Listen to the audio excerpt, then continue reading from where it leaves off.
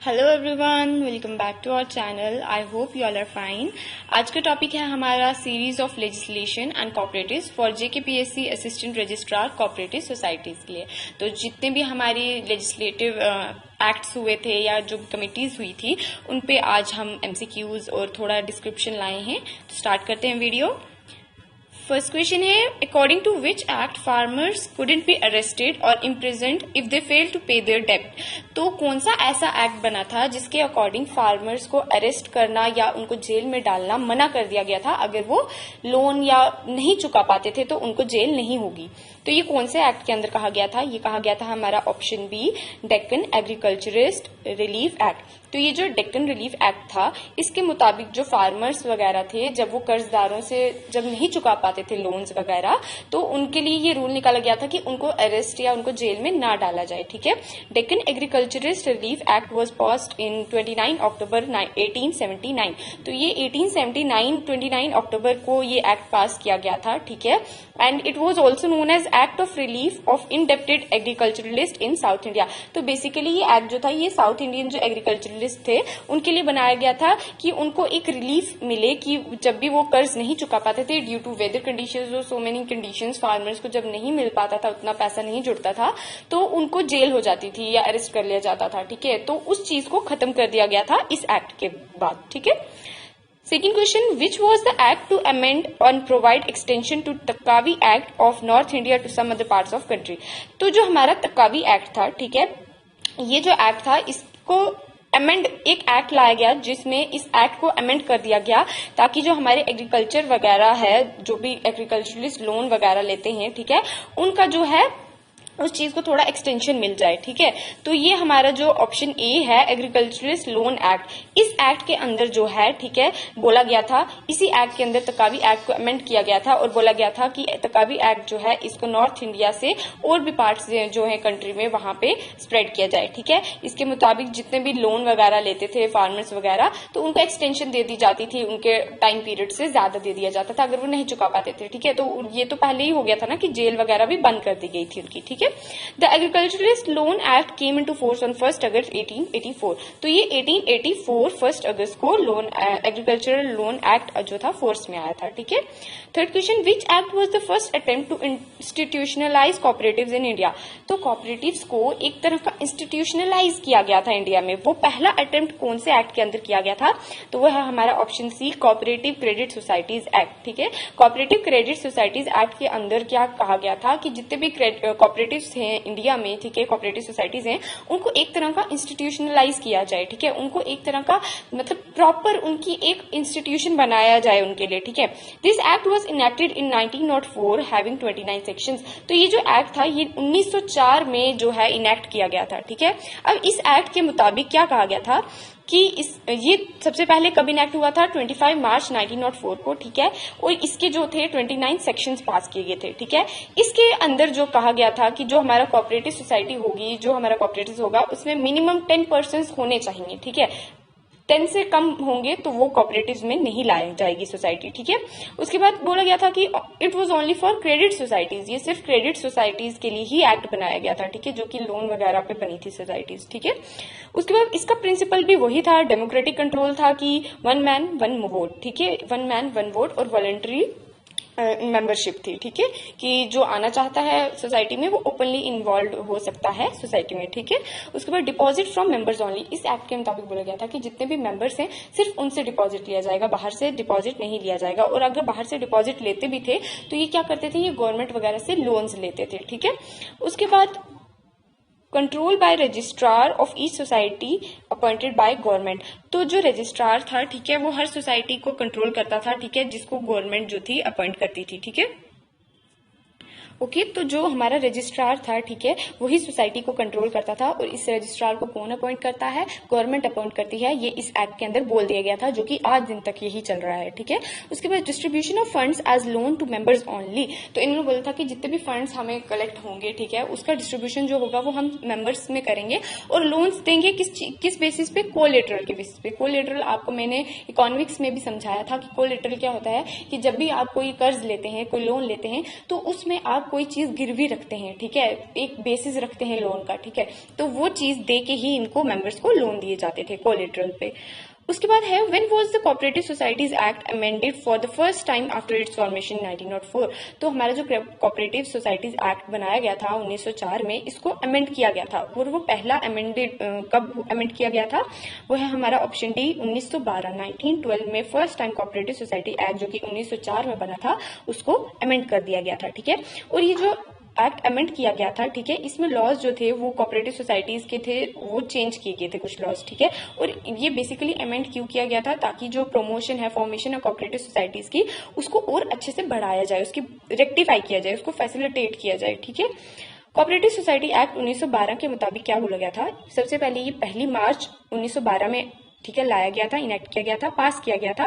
इसमें जो थे 50 सेक्शंस दिए गए थे, ठीक है। पहला जो 1904 में एक्ट आया था कोऑपरेटिव सोसाइटी एक्ट, उसमें कितने सेक्शन थे, 29 सेक्शन थे। तो जो ये अमेंड किया गया था, इसमें 50 सेक्शन दे दिए उन्होंने, ठीक है। उसके बाद इन्होंने बोला कि deposit from member and non members, पहला जो बनाया गया था उसमें बोला था कि डिपॉजिट जो होगा वो सिर्फ मेंबर्स से लेंगे, और बाकी जो अगर वो कहीं से बाहर से कुछ लेंगे तो वो लोन लेंगे गवर्नमेंट से। लेकिन इस वाले में जब अमेंड किया गया तो उन्होंने बोला कि हम मेंबर्स से भी डिपॉजिट लेंगे और नॉन मेंबर्स भी डिपॉजिट कर सकते हैं, ठीक है। उसके बाद इसका भी प्रिंसिपल वही था कि 1 मैन 1 वोट, ठीक है। ओपन मेंबरशिप थी, वॉलंटरी मेंबरशिप थी, कोई भी आके सोसाइटी का हिस्सा बन सकता था, और वो अगर लीव करना चाहता है तो वो लीव कर सकते थे, ठीक है। डेमोक्रेटिक कंट्रोल, ठीक है, 1 मैन 1 वोट। उसके बाद सर्विस मोटिव था, इनका मेन मोटिव क्या था कि सेवा करना, सर्विस, ठीक है। उसके बाद इन्होंने जो एलिमिनेशन ऑफ मिडल मैन, वो मैंने आपको स्टार्टिंग में भी समझाया था कि एलिमिनेशन ऑफ मिडल मैन जो था कोऑपरेटिव सोसाइटीज का मेन एम यही था कि जो बीच वाले लोग होते हैं ना, जैसे कोई फंड्स वगैरह रिलीज होते हैं तो मिडल मैन ही सब खा जाते थे, तो जो फाइनल बंदा होता था वहां तक कुछ पहुंच ही नहीं पाता था, ठीक है। तो उस तक पहुंचाने के लिए इन्होंने एलिमिनेशन ऑफ मिडल मैन कर दिया गया था, ठीक है। और इनका मेन मोटिव था सर्विस, ठीक है। उसके बाद when was the government of India act केम, तो गवर्नमेंट ऑफ इंडिया एक्ट जो हमारी हिस्ट्री है उसका एक बहुत ही इंपॉर्टेंट हिस्सा माना जाता है, ठीक है। तो ये गवर्नमेंट ऑफ इंडिया एक्ट कब आया था, ये आया था 1919 में, ठीक है। ये 1919 में, option C is the right answer. It is also known as Montagu Chelmsford reform, ठीक है। इसको मॉन्टैग-चेम्सफोर्ड रिफॉर्म भी बोलते हैं, जो कि हमारी कॉलोनियल गवर्नमेंट थी उस टाइम पे, उसने इंट्रोड्यूस किया था। क्यों, ताकि इंडिया में जो है सेल्फ गवर्निंग इंस्टीट्यूशंस लाए जाएं, ठीक है। इन्होंने, इनका ये जो रिफॉर्म था, इसका बेसिस यही था कि इंडिया के अंदर self governing institution, democratic institutions बनाए जाएं जिसमें सेल्फ गवर्निंग हो, ठीक है। और ये जो था, इसी के अंदर जो ये मॉन्टैग-चेम्सफोर्ड रिफॉर्म था, इसके अंदर ही ये गवर्नमेंट ऑफ इंडिया एक्ट जो था पास कर दिया गया था 1919 में। अब गवर्नमेंट ऑफ इंडिया एक्ट क्या कहता है, this act made a provision for classification of the central and provincial subjects. तो इन्होंने जो सेंट्रल प्रोविंशियल सब्जेक्ट्स थे, ठीक है, 2 सब्जेक्ट्स लाए थे इन्होंने, उनकी क्लासिफिकेशन कर दी थी, ठीक है। The act keep the income tax as a source of revenue to the central government. तो इन्होंने पहली बार क्या बोला कि हम जो है एक सेंट्रल गवर्नमेंट का जो रेवेन्यू कलेक्शन है वो हम इनकम टैक्स के थ्रू करेंगे, ठीक है। उसके बाद this act made the central legislature by cameral. तो इसी एक्ट के द्वारा जो सेंट्रल लेजिस्लेचर था उसको 2 हाउसेज में बांट दिया गया, ठीक है, अपर हाउस, लोअर हाउस, और इसको बाई कैमरल लेजिस्लेचर बना दिया गया। This act led to the establishment of public service commission in India. तो ये बहुत इंपॉर्टेंट चीजें हैं, पॉइंट्स हैं, आपको याद होने चाहिए कि एक तो इसी गवर्नमेंट ऑफ इंडिया एक्ट के अंदर ही हमारा जो सेंट्रल लेजिस्लेचर था बाई कैमरल कर दिया गया था, जो हमारा इनकम टैक्स था उसको रेवेन्यू सोर्स बनाया गया था सेंट्रल गवर्नमेंट के लिए, सेंट्रल और प्रोविंशियल सब्जेक्ट्स बनाए गए थे, और हमारा जो पीएससी है, पब्लिक सर्विस कमीशन, जो है इंडिया में एस्टैब्लिश पहली बार इसी एक्ट के अंदर किया गया था। उसके बाद हमारी जो बॉम्बे कोऑपरेटिव सोसाइटी एक्ट था, ठीक है, 1925 का, it was the first provincial act pass under this act. तो इस एक्ट के अंदर जो पहला प्रोविंशियल एक्ट पास किया गया था वो था बॉम्बे कोऑपरेटिव सोसाइटीज एक्ट, ठीक है, जो कि 1925 में किया गया था। और इसी एक्ट के अंदर जो है हमारे जो हमारे बैंक्स वगैरह थे, लैंड मॉर्टगेज बैंक्स वगैरह, ठीक है, जो पंजाब बैंक, उड़ीसा बैंक आए थे, ये सब इसी एक्ट के अंदर आए थे। तो ये बहुत ही इंपॉर्टेंट एक्ट था और इससे आप क्वेश्चन एक्सपेक्ट कर सकते हैं कि ये एक्ट कब आया था, तो ये याद होना चाहिए, 1919 में आया था, okay. Which act led to strengthen cooperative societies, cooperative societies जो है उनको हम शॉर्ट फॉर्म में कॉप्स बोलते हैं। Which act led to strengthen co-ops having operation areas more than 1 province.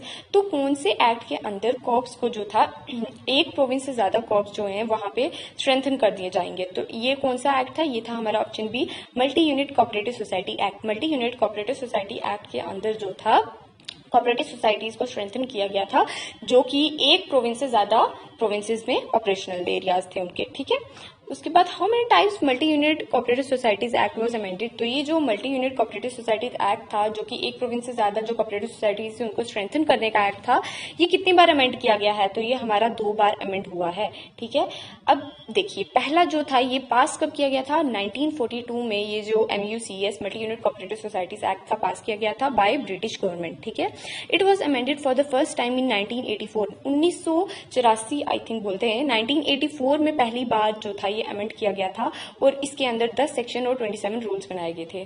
फिर उसके बाद दोबारा इसको अमेंड किया गया 2002 में। ठीक है, जिसमें 18 चैप्टर और 126 सेक्शंस और 2 शेड्यूल्स बनाए गए। ठीक है, इनका जो पहला शेड्यूल था वो बोलता था कि जो हमारे 7 कोऑपरेटिव प्रिंसिपल्स हैं वो पहले शेड्यूल में आएंगे, और जो दूसरा शेड्यूल था उसमें जो list of national cooperative societies थी इंडिया में वो सब डाली गई थी। ठीक है, तो ये इंपॉर्टेंट है, आपको याद होना चाहिए कि MUCS एक्ट जो था multi unit cooperative societies act, ये पास किया गया था 1942 में। इसको अमेंड किया गया पहली बार 1984 में, दूसरी बार 2002 में। इसके जो 2 शेड्यूल्स हैं उनके अंदर क्या आता है? पहले शेड्यूल में आते हैं 7 कोऑपरेटिव प्रिंसिपल्स और दूसरे शेड्यूल में list of national cooperative societies.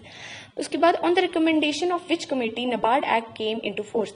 जो हमारा नबार्ड एक्ट है जिसके अंदर ही हमें नबार्ड बैंक्स बनाए गए थे, वो एक्ट जो था वो कौन सी कमेटी ने जो था रिकमेंड किया गया था? तो ये है रंगराजन कमेटी बी। तो ऑप्शन बी जो है वो राइट आंसर है, बी शिवरमन कमेटी जो थी, इनके द्वारा जो था नबार्ड एक्ट जो था रिकमेंड किया गया था। ठीक है, NABARD act came in 1981 leading to formation of NABARD banks.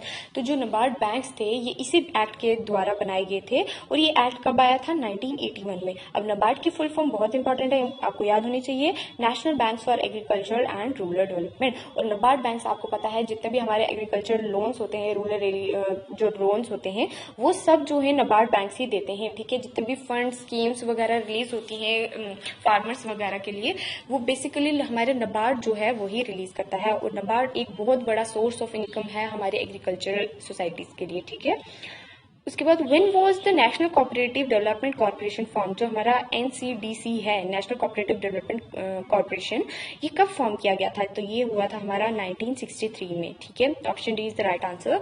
NCDC was formed under NCDC act. ये भी हमारा जो है national cooperative development corporation, national cooperative development corporation act के द्वारा ही रिकमेंड किया गया था, फॉर्म किया गया था।